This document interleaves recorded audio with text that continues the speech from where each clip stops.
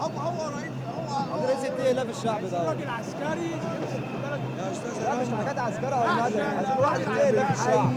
بنحيي اولا الشعب البطل اللي اصر على انه يكمل ثورته ويحقق هويته، وبنشكر القوات المسلحه وكل المخلصين من القوى الثوريه والسياسيه في ان يصححوا مسار هذه الثوره العظيمه اللي بدات ولن تنتهي الا بتحقيق هدفها.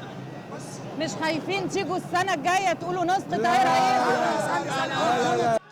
الآلاف خرجوا إلى الشوارع المحيطة بميدان التحرير متجهين إلى هذا الميدان، برغم أن الميدان لا يوجد موضع لقدم فيه، ولكن يعني كما تشاهدون من لم يدخل في الميدان جلس أمام محله وأمام منزله يحتفل.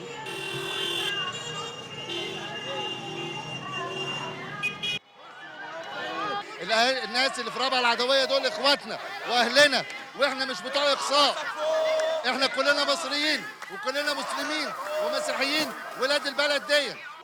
حاجه عملها رجع الشعب للشرطه والشرطه للشعب وللجيش.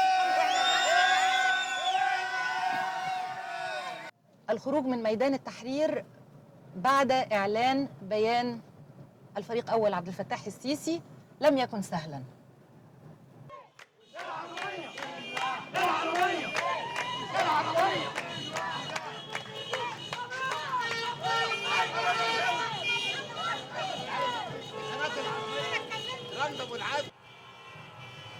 نحن الآن في الطريق إلى أحد الأحياء الشعبية حي السيدة زينب.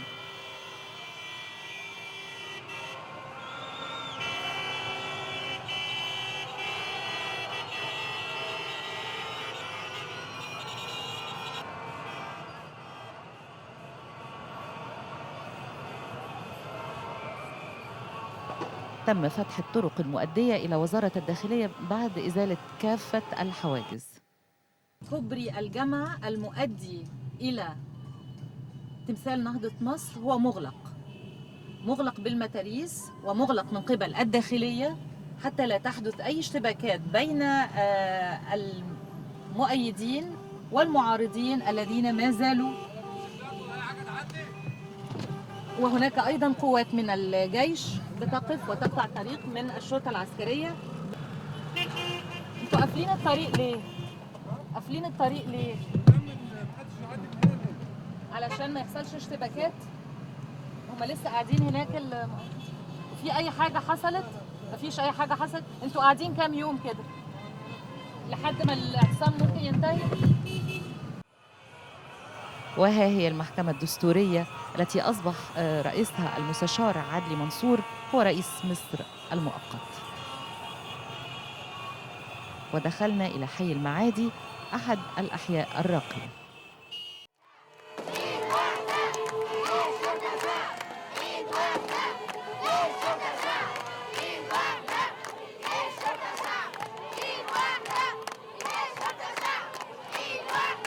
ونحن نجوب شوارع وأحياء مصر الراقية منها والشعبية، نرى مظاهر للفرحة ونرى مظاهر للحزن ونرى هدوء، ويدور في أذهاننا تساؤلات كثيرة عن مستقبل هذا الشعب، عن مستقبل هذا البلد. كيف يمكن أن تتم المصالحة؟ ما هو مصير الديمقراطية؟ من هو الرئيس المنتخب؟ كيف ستسير العملية الانتخابية والديمقراطية والدستور؟ متى سيتوحد هذا الشعب مرة أخرى؟ كلها تساؤلات لا تدور فقط في أذهاننا ولكنها تدور في أذهان الجميع. نريد لمصر أن تتوحد. رندا أبو العزم، العربية، القاهرة.